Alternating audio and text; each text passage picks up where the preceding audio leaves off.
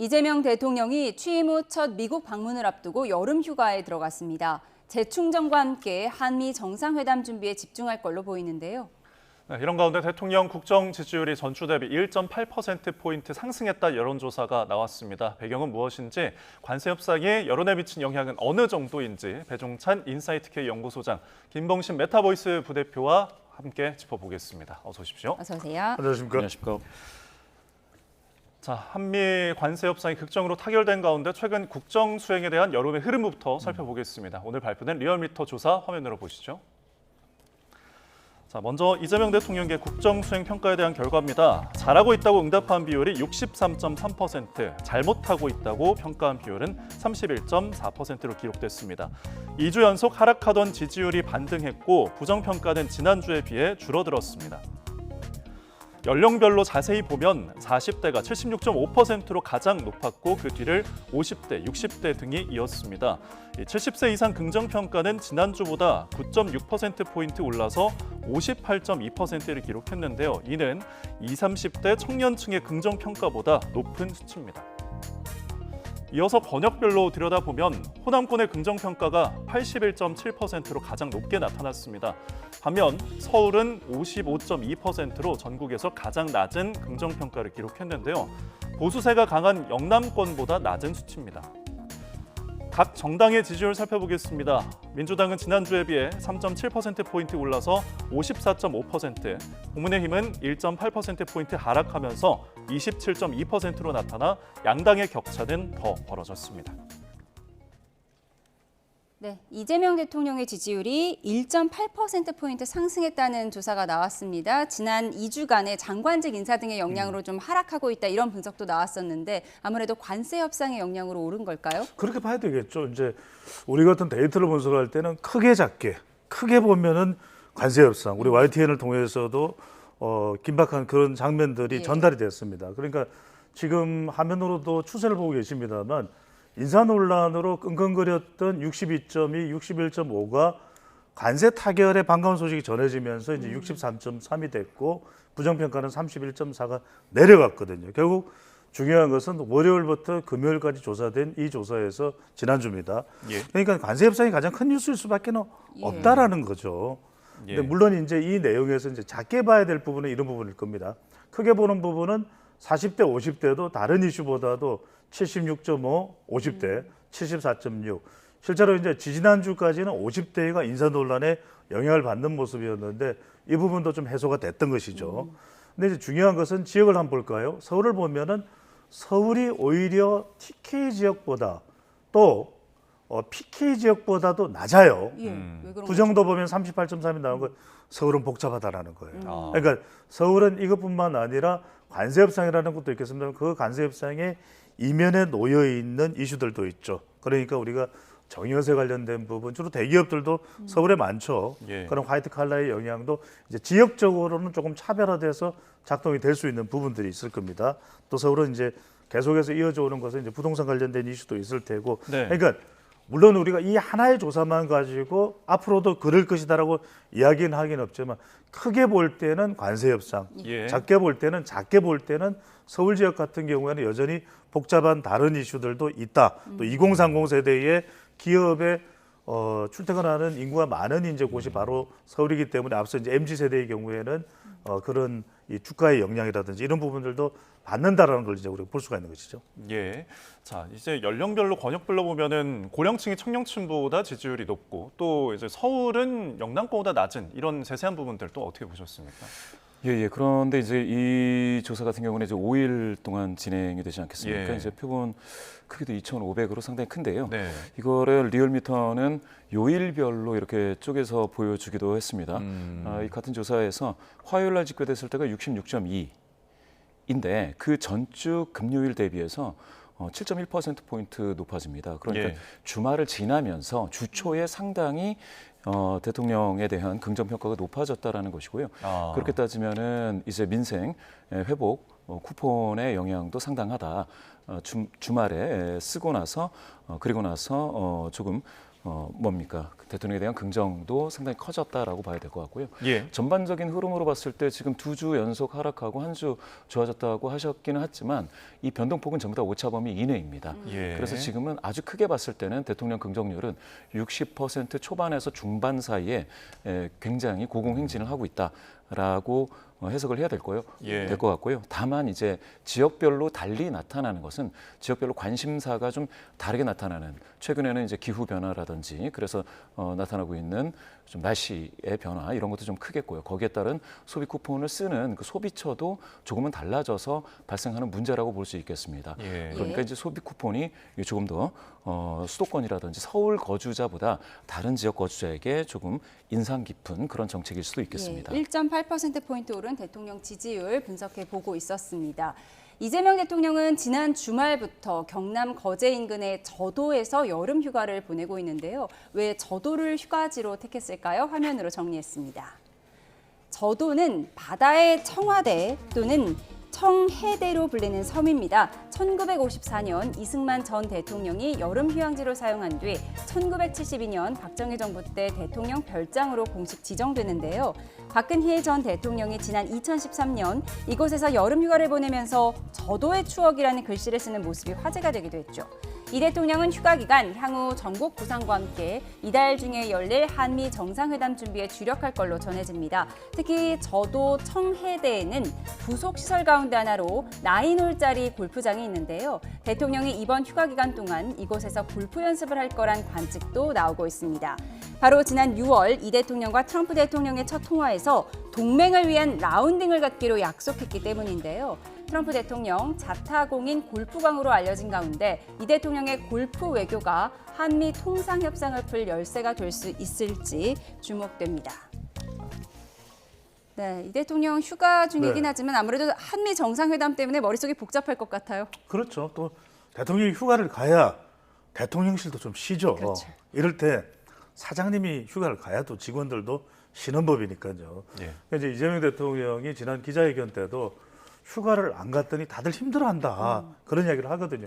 그만큼 또 뭐 워크홀릭 이야기가 나오고 있기 때문에 이럴 때 이제 휴가를 가는 게 필요합니다. 그런데 이제 왜 저도냐?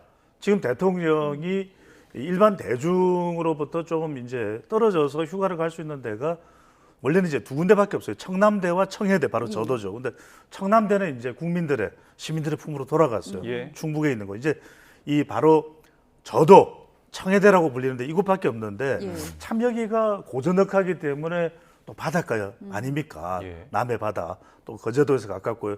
이러니까 상당히 이곳에서 대통령의 전국 구상을 할 수 있습니다. 첫 번째 전국 구상 필요하다. 휴가를 가야 다른 사람도 쉰다. 두 번째는 뭐냐면 여기 또 골프장이 있네요. 예. 9홀. 더군다나 트럼프 대통령이 골프강이거든요. 그러니까 이제 정상회담할 때 우리 골프 선수 세계적인 스타죠. 최경주 선수, 박인비 선수, 박세리 선수 이야기하면서 이러다 보면은 이제 대화가 자연스러워지거든요. 예. 그때 퍼팅은 어떠냐, 또 뭐 우드는 어떠냐, 막 이런 얘기를 좀 해야 돼요. 그래야 더 이제 이게 외교가 되는 거고 마지막으로는 뭐냐면은 여기가 해군 시설이 있기 때문에 역시 지금 트럼프 대통령이 중국과 비교를 할 때 가장 관심이 많은 게 해군입니다. 예. 왜냐하면 중국 해군은 계속해서 군함을 만들어내고 있거든요. 이걸 우리가 뭘 해줄 수 있습니까? 마스가죠. Make American Build Shipbuilding Great Again 아닙니까? 예. 바로 이걸 또 강조하는 자연스럽게 여기 해군 시설이 있다, 해군력이 있다, 조선까지 이게 경남 남해 아니면 바로 조선 아닙니까? 울산에는 또 조선이 있고요. 이런 이야기들을 자연스럽게 할 수 있는 여러 가지 메시지 측면에서 저도다라고 봐야 되겠죠. 예, 알겠습니다. 자, 지금 이제 한미 정상회담과 관련해서 저희가 좀 이야기를 좀 나눠봤는데 이 마스가 모자 언급해 주셔서 그 부분 좀 설명을 드리도록 하겠습니다. 이 마스가의 모자가 굉장히 큰 역할을 했다고 합니다. 어떤 사연인지 예. 그래픽으로 보시죠. 화면 보여주시죠. 네, 이 빨간 모자에 태극기와 성조기가 보이고요. 트럼프 미국 대통령이 미국을 다시 위대하게라는 마가 모자에 착안은 미국 조선업을 다시 위대하게 마스가 모자입니다. 방금 배 소장님께서 영어를 설명해 주셨죠. 앞서 김정관 장관은 관세 협상 전 미국의 압박에 상당했다며 피가 말리는 상황이었다고 설명했는데요. 이처럼 미국을 잡기 위해 무엇이라도 해야 하는 상황, 그러다 우리 정부가 이 마스가 모자를 만들어서 협상장에 직접 가져가기도 한 겁니다. 24시간 내에 미국 도착에 해야 한다. 이런 현지 협상팀의 요청에 따라 먼저 서울 동대문의 업체를 수소문했고요. 10개를 제작해서 미국 워싱턴으로 급하게 보낸 겁니다. 이후 김정관 장관이 러트닉 상무장관을 만난 자리에서 이 모자를 직접 보여주면서 마스가 프로젝트를 설명하며 러트닉 장관도 Great Idea라며 긍정적으로 평가한 것으로 전해졌습니다. 네. 자, 이 마스가 모자를 긴급 공수한 과정이 공개되면서 그 굉장한 긴박감이 조금 전해지기도 했습니다. 어떻게 보셨습니까? 굉장한 아이디어라고 저는 생각을 했습니다. 예.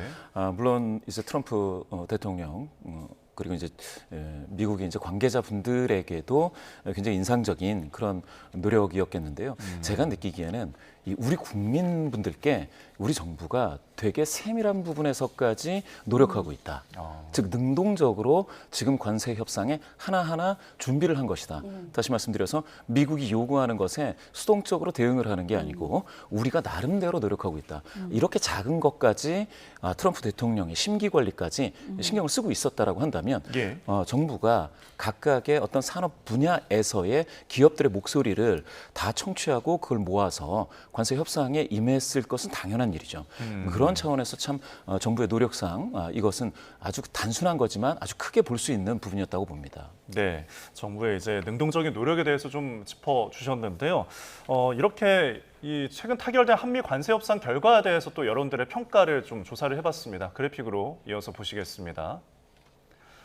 자, 한미 관세 협상 결과에 대해서 국민 10명 가운데 6명이 긍정적으로 평가를 했습니다. 잘했다는 응답 63.9%, 잘못했다는 응답 32.3%, 긍정평가가 부정평가보다 31.6%포인트 우세한 결과가 나왔습니다. 이번 한미 협상이 양국 모두에게 이익이 됐는지에 대한 의견 팽팽하게 엇갈렸습니다. 긍정 의견은 49.2%, 부정적 의견은 45.5%로 나타났습니다. 관세 협상에서 가장 주요한 성과로는 사고 관세율 15% 인하와 쌀 소고기 시장 개방 제외가 꼽혔습니다.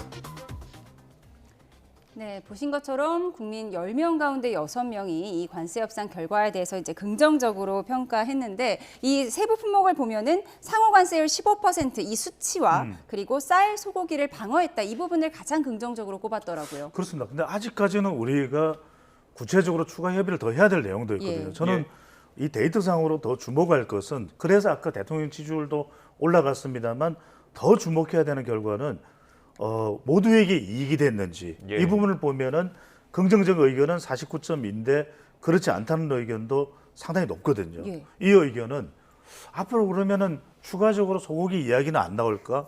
그 다음에 또 추가적으로 투자를 한다라는 것은 미국에서는 미리 또 이야기를 하고 있거든요. 그다음에 농산물 개방과 관련된 범위와 관련해서도 캐롤라인 레빗 백악관 대변인의 설명과 우리 측의 의견이 다른 것 아니냐라고 하는 지적. 그다음에 또 방위비와 관련된 부분은 정상회담에서 언제든지 나올 수 있는 부분이거든요. 또 아직까지 트럼프 대통령이 각국의 초대장을 보냈지만 물론 뭐 저는 참석 가능성이 높다고 봅니다만은 예. APEC과 관련된 부분에 대해서도 아직 정확하게 참가 여부를 지금 또 공식적으로 발표하지는 않았거든요. 그런데 예. 저는 이 의견이 중요하다고 생각합니다. 이 결과가 한미 양국 모두에게 이익인가? 45.5.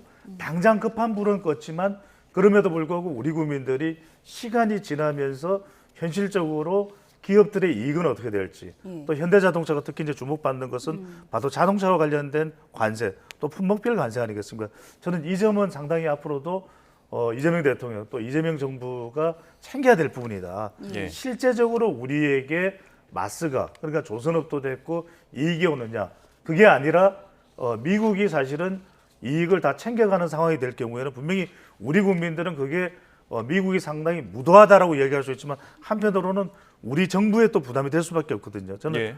다른 조사 결과보다도 이 결과 우리 국민들이 그렇지 않다고 생각하는 의견도 45.5%나 된다는 부분에 각별히 주목을 해볼 필요가 있을 것으로 보입니다. 예, 네. 그러니까 워낙 트럼프 대통령이 예측 불가이기 때문에 앞으로 세세한 협상 결과까지 좀 더 지켜봐야 한다는 의견을 주셨습니다. 예. 그런가 하면 이재명 정부 첫 세제 개편에 대한 후폭풍이 거센데요. 여야 목소리 듣고 와서 대담 이어가겠습니다.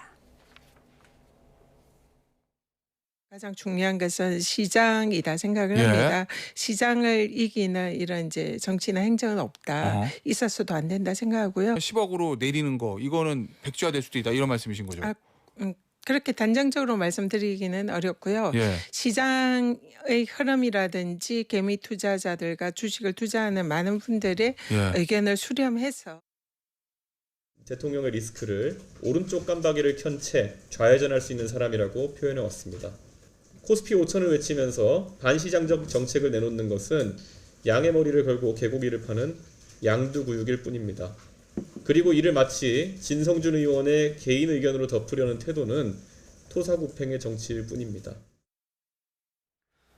네, 양두구육이란 표현이 좀 자주 등장하긴 합니다. 지금까지 좌측 깜빡이 켜고서 우측 간다. 우측 깜빡이 켜고 좌회전 가능한 사람이다. 이런 비판이 계속 나오고 있네요. 글쎄 이제 정치권에서는 저런 비판이 있을 수는 있다고는 생각을 합니다. 다만 네. 그 대통령이 어디 뭐 좌적인 또는 우적인 분들의 의견을 다 예. 이제 수렴을 해서 그래서 정책에 반영하겠다는 의지를 갖는 것은 전혀 나쁠 것은 없어 보이고요. 다만 이번처럼 뭐라고 해야 될까요? 주식 양도세 과세와 관련한 어떤 그런 주장이 이렇게 나올 때에는 사실 정부가 아주 크게 지금 추진하고 있는 관세 협상과 같이 그 효과라든지 아니면 뭐 노력상이라든지 이런 것들이 충분히 여론에 반영이 되고 나서 논의가 돼도 이상하지 않을 텐데요. 이게 동시에 나오다 보니까 예. 시장 반응이 어떻게 되는 건지 막 혼란스러웠던 것 같습니다. 아, 예, 양도세를 내야 하는 대주주 기준을 50억 원 보유에서 10억 원 보유로 낮추는 것. 이 부분 때문에 주말 내내 개미 투자자들의 반발이 상당했거든요. 그렇죠. 아무래도 여론을 의식한다면 민주당에서도 이 부분을 수정할 가능성이 좀 높은 것 아닐까요? 저는 열려 있다고 봅니다. 그러니까 어떻게 보느냐가 중요한 게 이 주식 양도세 기준을 50억으로 이제 상향했던 것을 다시 10으로 줄였잖아요. 그러면 이제 일반적인 이 정치적인 시각에서 볼 때는 이게 뭐 대기업, 부자들, 대주주 배불리는 거냐 생각할 때 그게 아니라 이 대주주들은 이 투자한 것이 있기 때문에 또 기업의 경영권을 위해서 일정한 수의 주식을 유지할 수밖에 없거든요. 그러면 그걸 어느 순간에 것은 이걸 재배분을 통해서 또 경영권을 계속 지속해야 되는 이유가 있는데 예. 두 가지 이유입니다. 그러면 이 기준을 이렇게 50억으로 높였던 것을 다시 10억으로 낮추면 어떤 일이 생길 수 있냐면 그래 이 제도에 걸리지 않도록 대량 매도가 발생할 수 있는 겁니다. 예. 그러면 그 타격은 누가 받느냐? 개미 투자자들이 받을 수밖에 없어요. 주가가 하락하니까. 또 하나는 뭐냐면 외국인 투자자들이 볼 때는 외국인이 투자자라고 하지만 사실은 기관이거든요. 이들이 볼 때는 한국의 이 제도는 코스피 5천으로 간다고 상당히 개방적으로 할 줄 알았는데 그런 예. 제도는 아닌 것 같은데 그러면 외국인 투자자들이 주춤할 수밖에 없죠. 그러면 우리가 주가가 올라가는데 제한적일 수밖에 없거든요. 그러니까 접근 방식이 이른바 부자, 대주주에 배불리는 어떤 제도의 인식이 있는 건지 아니면 이것이야말로 정말 어떤 개선을 통해서 우리 주식 시장의 증시의 개방성을 더 강조하고 개미 투자자들이 실질적인 이익을 더 볼 수 있는 쪽으로 가야 되느냐라는 인식을 어떻게 가져가느냐가 더 중요하다는 것이죠. 예.